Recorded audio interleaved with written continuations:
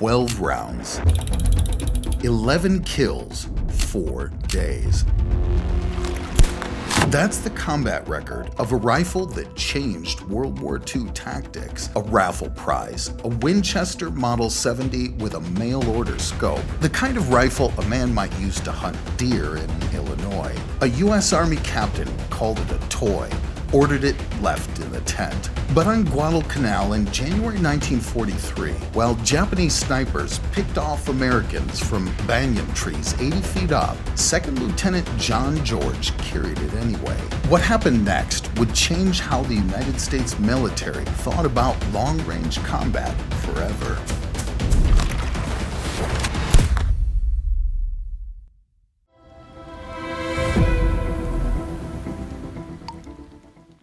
The wooden crate arrived 6 weeks late. George had won the rifle for $1, a raffle ticket at a National Guard shooting competition back in Illinois. First prize. He'd spent 2 years of guard pay adding the scope and mount, dollar by dollar. Then the 132nd Infantry shipped out. The rifle didn't.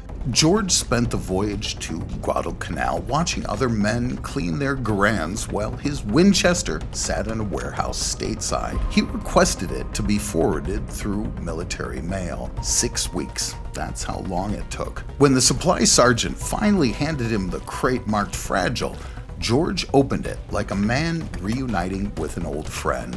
Winchester Model 70. Bolt action, 5 rounds, Lyman Alaskan scope, 9 pounds, 12 ounces. Captain Morris saw it that afternoon. Leave the sporting rifle in your tent, Lieutenant. Carry a real weapon. George nodded and carried it anyway. The 132nd had relieved the Marines in late December. The Marines had been fighting since August. They had taken Henderson Field. They had held it, but they had not taken Mount Austin. The Japanese called it the Gifu. 500 men, 47 bunkers, a fortress carved into the jungle. George's battalion attacked on December 17th. 16 days of fighting, 34 killed, 279 wounded. Bunker assaults, hand grenades, bayonets. George fired his Winchester exactly 0 times. The jungle was too dense, the fighting too close, no targets beyond 50 yards, no use for a scoped rifle when the enemy was in the next foxhole. By January 2nd, the Gifu fell. The men who survived thought the worst was over. They were wrong.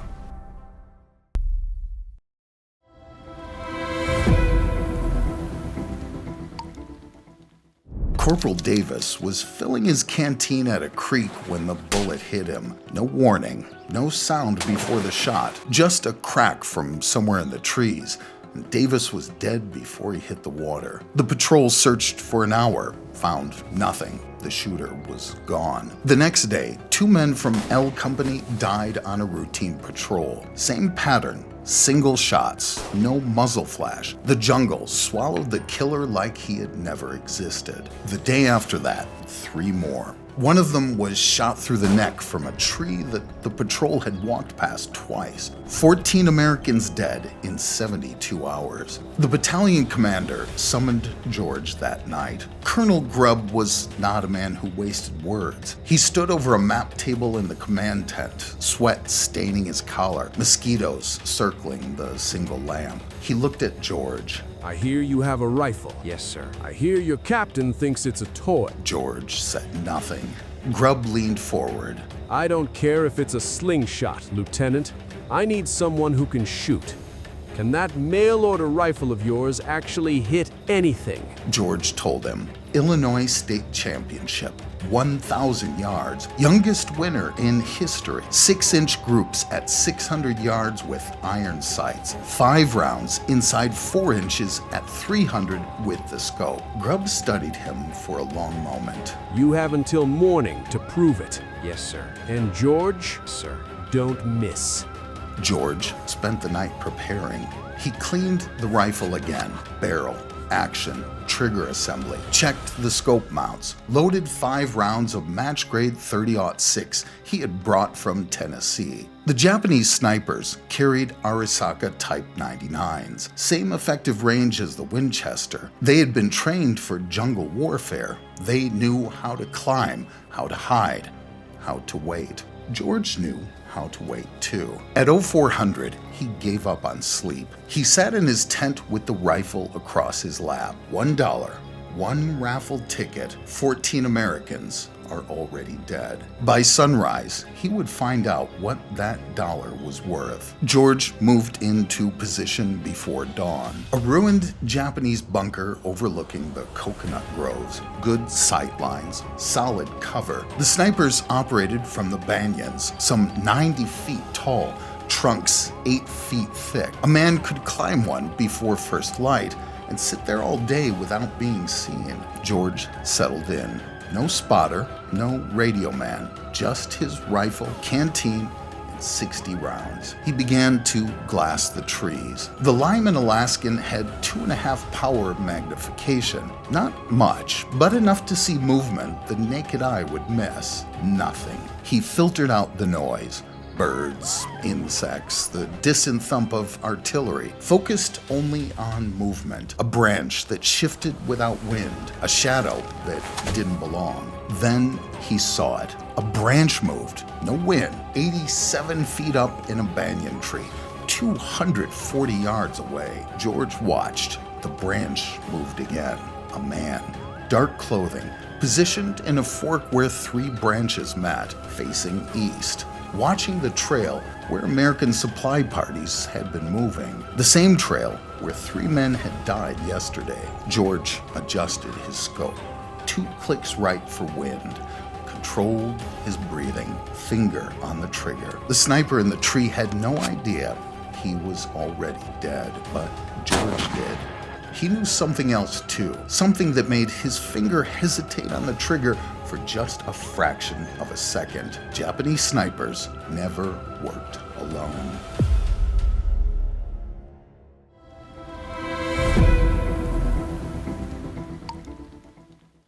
The Winchester kicked into George's shoulder. The sound cracked through the jungle. 240 yards away, the Japanese sniper jerked and fell. His body tumbled through the branches, 90 feet of free fall, and hit the ground near the base of the banyan tree. George worked the bolt. The empty cartridge was ejected. He chambered another round.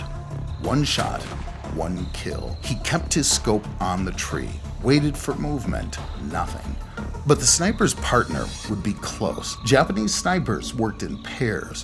1 shooter, 1 spotter. If George had killed the shooter, the spotter was somewhere nearby, watching, waiting.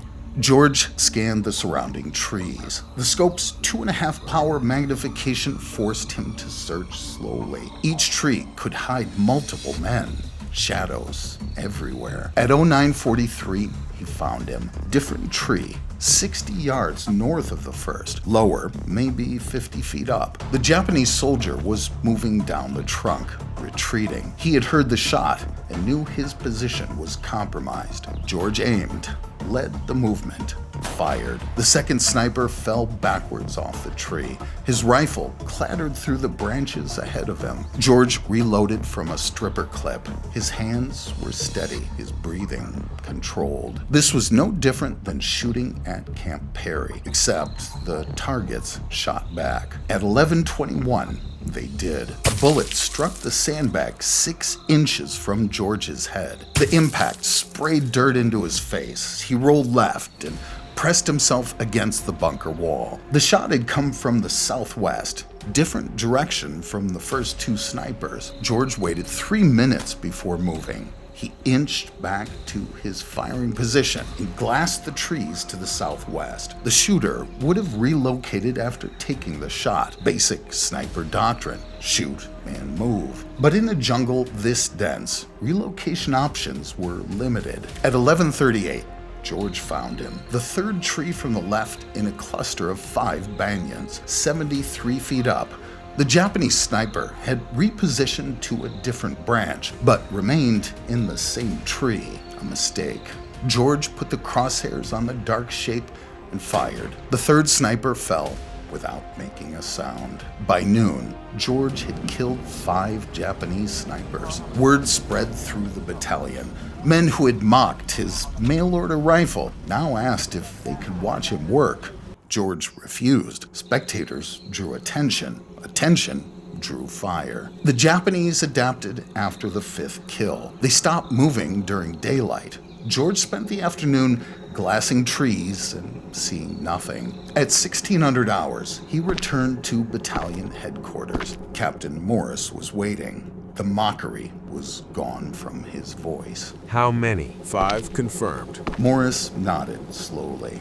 Be back in position at dawn. The second day began with rain. Heavy tropical rain that turned the jungle floor into mud and made the trees invisible beyond 100 yards. George sat in the bunker and waited for the weather to clear. The rain had stopped at 08:15. By 08:45, enough visibility had returned for work. George spotted the first sniper of the day at 09:12. The Japanese soldier had climbed into position during the rain.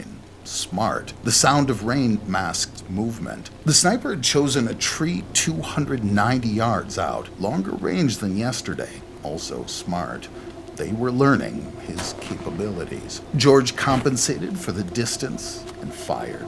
The sniper fell. The 6th kill brought a response George had not anticipated. At 09:57, Japanese mortars began hitting the area around his bunker. They had triangulated his position based on muzzle flash or sound. The first rounds landed 40 yards short. The second salvo landed 20 yards short. The third salvo would hit the bunker. George grabbed his rifle and ran. He sprinted north along the tree line and dove into a shell crater as the third salvo hit. The bunker he had occupied moments before disappeared in explosions and flying debris. They were hunting him now.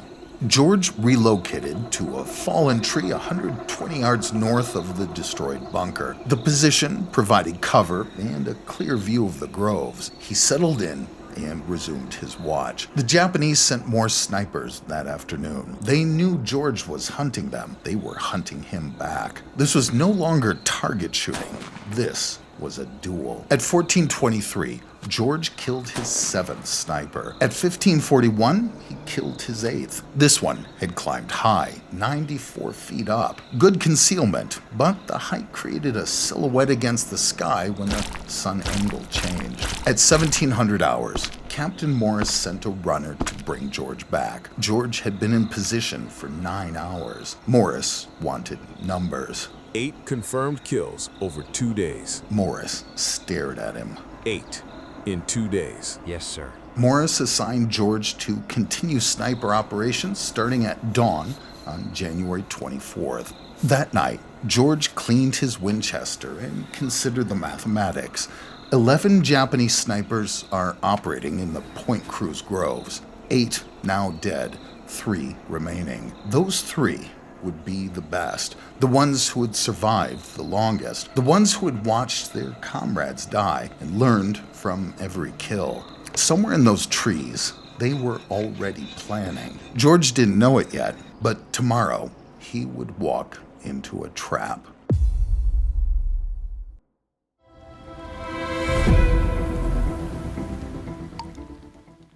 The rain had stopped. George was in a new position, a cluster of rocks the Marines had used as a machine gun nest back in December. He spotted sniper number 9 at 08:17. Palm tree, 190 yards out. Low, only 40 feet up. Unusual. Most snipers climbed high for better sight lines. George aimed, controlled his breathing, began to squeeze the trigger, then stopped. The position was too obvious, too easy. George had been hunting snipers for 3 days. The remaining 3 would not make elementary mistakes unless it was bait. George lowered his rifle and scanned the surrounding trees. If the sniper in the palm was a decoy, the real shooter would be positioned to cover him, watching for anyone who took the shot. Took 11 minutes. At 08:28, he found him, a banyan tree, 80 yards northwest of the palm, 91 feet up, perfect concealment.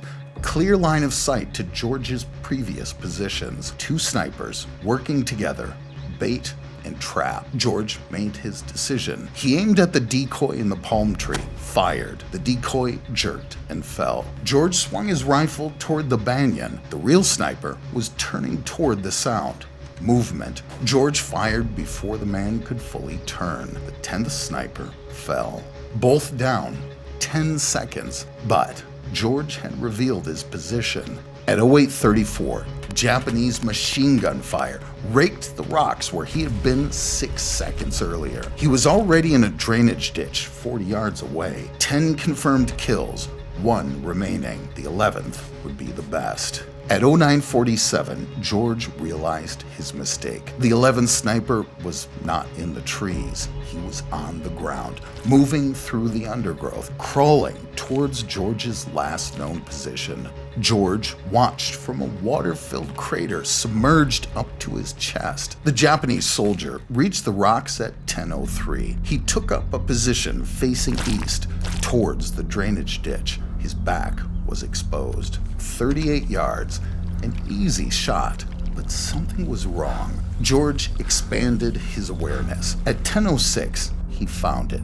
A second Japanese soldier, 70 yards northwest, behind a fallen tree. Rifle aimed towards the ditch. 2 men, not 1. George could not shoot both before they reacted. The bolt action required him to cycle it between shots. That gave them time to locate him and return fire. He sank deeper into the water. Only his eyes were above the surface. Rifle pointed skyward to keep the barrel dry, and waited. At 10:13, the sniper in the rocks stood up. He had spent 10 minutes watching the ditch and seen nothing. He believed George had moved farther east. He signaled to his partner. Both men began moving parallel to each other, 70 yards apart, executing a sweep. They moved past George's crater, their backs exposed. George rose from the water, slowly, silently, water dripping from the barrel. He aimed at the closer soldier, 42 yards, fired. The soldier dropped. George cycled the action, swung towards the second man. The soldier was turning, raising his rifle. George fired first.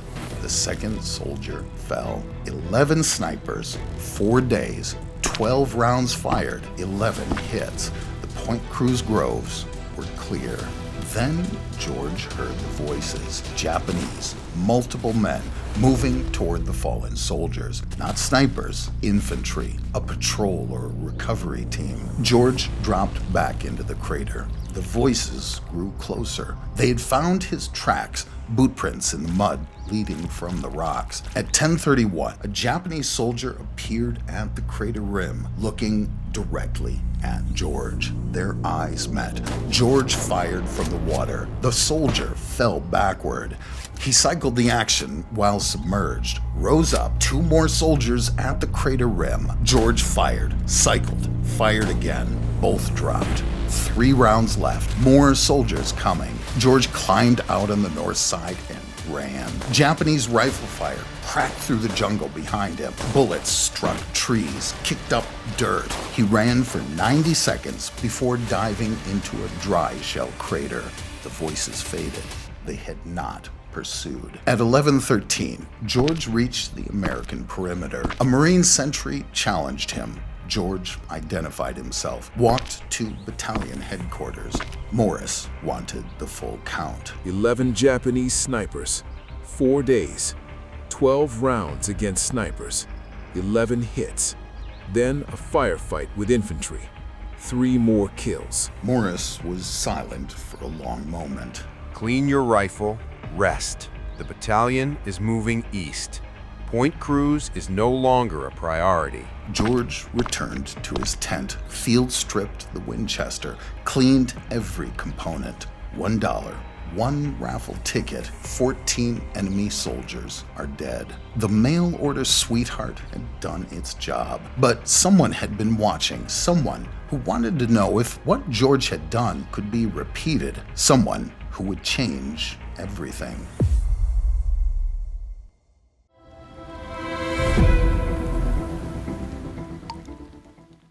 Colonel Ferry had one question. Can you train other men to do what you did? George stood in the regimental command tent, still wearing the same mud-caked uniform from Point Cruz. Ferry was the regimental commander. He had read Morris's report. He had seen the numbers. I can try, sir, but it would require time, rifles with optics, and men who can already shoot. Ferry nodded. He leaned forward. Create a sniper section, train them, develop tactics, and clear any remaining Japanese from our operational areas. George accepted, but he had one condition. I keep my Winchester. Ferry approved the request. Training began the same day. George had 40 men assembled at a makeshift range 2 miles east of Henderson Field. They were expert marksmen on paper, qualified with iron sights at ranges up to 500 yards. None of them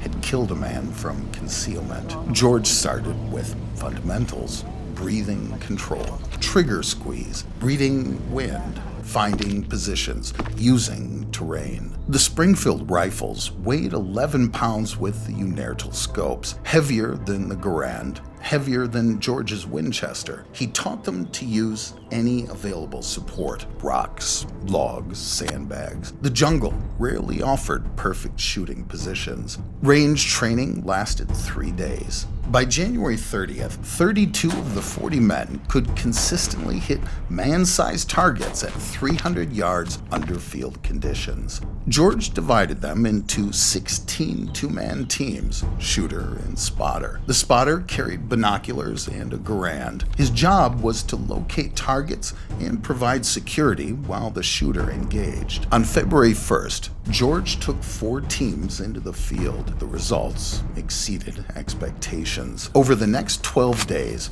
George's sniper section killed 74 Japanese soldiers. Confirmed kills only, bodies observed through scopes. 0 friendly casualties during sniper operations. The section was officially recognized by division headquarters. Colonel Ferry recommended George for a Bronze Star, but the war was not finished with him. On February 7th, near the Bonegi River, a Japanese rifleman shot George through the left shoulder. The bullet passed through muscle without hitting bone or major blood vessels. He was evacuated to a field hospital near Henderson Field. 2 days later, the Japanese completed their evacuation of Guadalcanal. The campaign was over. George's war continued.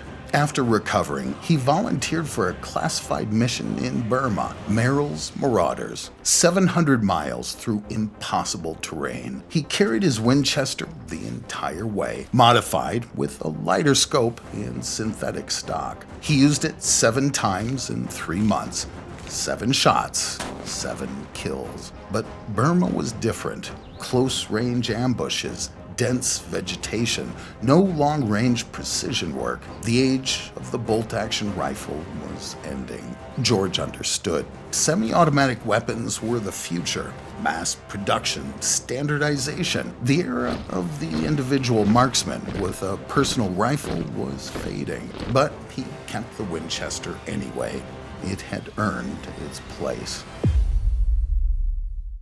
John George was discharged in January 1947. Lieutenant Colonel, 2 Bronze Stars, 1 Purple Heart. He never spoke publicly about Point Cruz, never sought recognition. He went to Princeton, then Oxford, then the State Department. Lived quietly. But in 1947, he wrote it all down. Shots fired in anger.